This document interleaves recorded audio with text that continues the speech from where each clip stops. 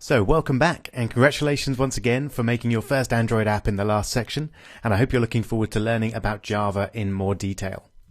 So Java is quite an old language created by Sun Microsystems, now Oracle, in 1995, but it's still very much in active use today, not only in Android applications, but learning Java will allow you to make server-based applications as well as desktop applications for both Windows and Mac.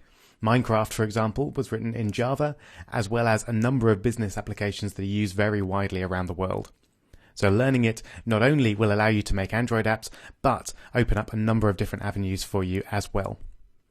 It's also what's known as an object-oriented language, which will allow you to learn that type of language as well. So it's a really worthwhile language to learn. Now, you'll notice here that I'm in my browser. I'm not in Android Studio, and that's where we're going to be spending the most of our time in this section. Mostly because every time I want to run a bit of code and show you what it does, I don't want to have to compile an Android app and wait for it to display on the phone.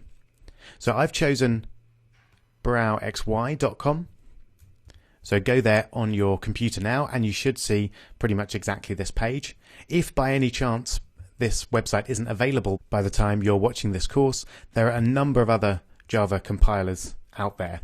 And indeed, if you don't like the one that I've chose, then feel free to just Google online Java compiler and you'll find a bunch that you can use there. They all do basically the same thing, but I'll show you just a few reasons why I think this one is worth using. Firstly, you've got the nice code view and output view, which is what you're generally going to want when you're doing some code. But also you've got the ability to save and share your code. So before we even write any applications, let's register for the website. So just fill in your details here. I'm going to use rob@robpercival.co.uk. Put in an alias. So this is what will appear on your account. So I'll just call myself Rob Percival, and then I'm going to use LastPass to generate a password. There we go. Obviously you can just type one in there if you like. We'll accept the terms and conditions and then enter the captcha. Okay, there we go. So I just need to confirm my email address. You don't need to see me doing that, so I've just done that. And now I'm going to click continue. And there we go. So now I'm logged in, and now I can save all my programs. So that's going to be a really useful thing for you to be able to do as you go along. Each program you make, you can save and then go back and view it and edit it later. And useful for both of us is when you have any problems that you can't figure out, then you can just share your saved program by clicking Get URL here.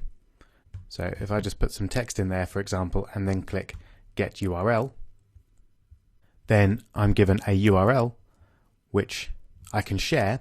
So if you want to post something in the forums, then you can post it using that URL, and then we'll all be able to see and run your code and try and tell you what's wrong. So that's a really useful feature, and that's why I've chosen to use this site to practice our Java. All right, but enough introduction. Let's get straight in and create our Hello World app. Now, another handy feature of this Java editor is that we've got a number of kind of templates of code that we can look at and just import straight away. So I'm going to import Hello World. There we go. So let's just get rid of the untitled there. Now, some of these keywords and structures will be reasonably familiar to you as we used them in the last section. But now, as I said previously, we're going to look at them in much more detail. So first of all, let's just click Start up here to see what this does. You might be able to guess. It prints Hello World to the console. As you can kind of guess, that line might achieve for you. So what's going on here? Why is this set up like it is? It's not just simple print to the console line. We've got a load of other code as well. So let's take it step by step. So this first line here, it creates a class called Hello World, and that class is public. We actually don't need that word public there. If I get rid of that and then run it again, everything works fine, but it's conventional to put it in, and it just defines the access level of this class. So the class can be accessed from anywhere in our app. which doesn't really make much sense when we've only got such a tiny page here. But if you imagine you have a load of scripts and a load of different places in your app, you might want to keep some areas of it hidden from others, essentially. So what's a class, you might be asking? Well, it's one of the things that will become much clearer as the course goes on, but to give you a brief introduction, a class is like a template, or what's known as an object. So my usual way of explaining this is to think about in terms of computer games. So let's say you've got a computer game that has some ghost characters in it. What you might want to do with these ghost characters is create a class called Ghost. And then within that class, you have a load of code that defines a ghost. So it might define how much it damages the character when the character comes into contact with the ghost. It might define how the ghost moves around the screen. It might define an image that matches what the ghost looks like. Essentially, it's a template to create a ghost. Then, later on in your code, whenever you want to create a ghost, you can do that using this class. And that's all we're doing, really. We're defining a type of object. And that's the basis of object-oriented programming, which is what we're doing when we work with Java. So just to recap that, a class is a template to create a certain type of object. For example, a character or a ghost in a computer game. So what are we doing here then? Well, here we're really just creating a class because we have to. Any Java program has to start with a class definition. So if, for example, I try and remove that code and then run it, the provided class name is invalid because there isn't one, essentially. So I'm going to Command Z to get back to where we were. You can use Control Z, of course, to undo anything that you do on Windows as well. So essentially, that is where you need to start whenever you're making a Java program. You need to define a class and call it whatever you like, and then you have some curly brackets, and that's where your code for that class is going to go. Okay, so then we have our other bit of boilerplate code, which is this line here, which is something that we've seen a little of.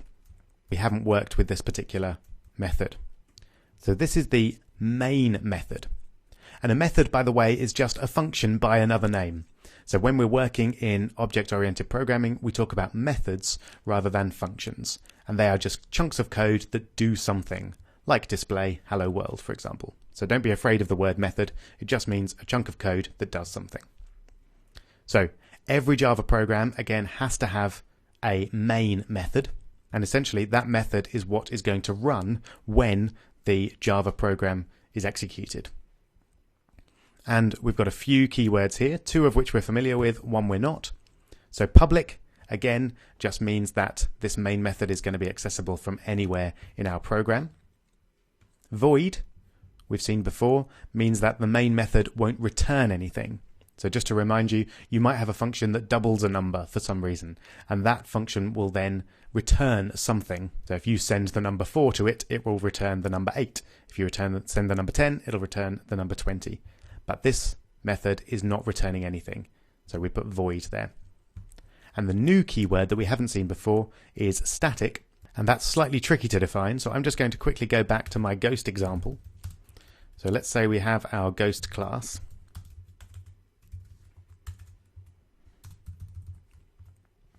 So when I create a ghost, that ghost is alive, presumably, but if it gets killed by the character, then it will become dead. So I might have a variable that says whether this ghost is alive or dead. And that variable would be specific to each ghost that I create. So that's known as an instance. So each instance of the ghost class, whenever I create a ghost, that will have its own property of whether it's alive or dead. But also, I might have the damage rating of a ghost, which might be the amount of life that the character loses when it comes into contact with a ghost. And I might want that to be fixed for all ghosts for all time, as long as this game is being run. So if that was the case, I would want that variable to be static. So that's what this static means. Essentially, it's related to the ghost class rather than each instance of the ghost, each specific ghost. So I hope that made sense. If not, if it didn't quite, then go back and listen to it again, or have a quick Google and just Google what does static mean in Java. That's another reason to learn Java, by the way, because it's a very well-established language. Almost every question you could possibly imagine has already been asked and answered online, probably several times. So there's loads of information out there when you Google it.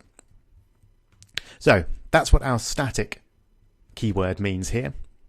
But really, you don't need to fully understand what's going on there. The main point is that every Java program needs a main method, and that needs to be defined like this. Okay, so now we're just looking at this part. So this is the variables that are going to be passed to the main method. And those, in this case, are an array of strings. Now, don't worry too much about what an array is. We're going to look at that in a few videos' time. But the name of the variable is called args, and that can be changed. We could change it to arguments. That would be fine, and if we run that, it would still work without any problems, but the convention is to call it args. And essentially, the args are some particular values that you might want to set when you run the program. So I might want to tell the program my name, for example, and I would send it the name Rob. I might want to tell it my age, and I'd pop in 34. So that's not relevant to us at all as Android developers. We're not going to be manually setting args when we run our apps, but it is part of Java, so it's good to be aware of what it's doing. All right, we're nearly there. So hopefully more or less understand what that line is doing now. The basic summary is that this is the line that defines the method or chunk of code that runs when the program itself is run. And then this last line then is something completely new, but it's fairly straightforward, I hope. So we're using a system function here, and then we're outputting something. So we use system.out and then .print line. And the line that we want to print is hello world, which we put in double quotes there and in parentheses as well. And then every line in Java doesn't have a curly bracket, will have a semicolon to show that that line has been completed. All right, so it's fairly trivial, of course, to change that from hello world to hello Rob. Just change the code there. Fantastic. Right, so that's our introduction to how a Java program is laid out and what the basic lines are doing. The challenge in this video is to essentially recreate this from scratch. So stare at it and try and remember it in as much detail as you can, and then essentially just try and get rid of the whole thing and rewrite it. Maybe make it a little bit interesting, put something else here rather than hello world or hello Rob or whatever. But basically just try and remember this and write it out from scratch. Preferably telling yourself what each keyword is doing as you're writing it. Good luck.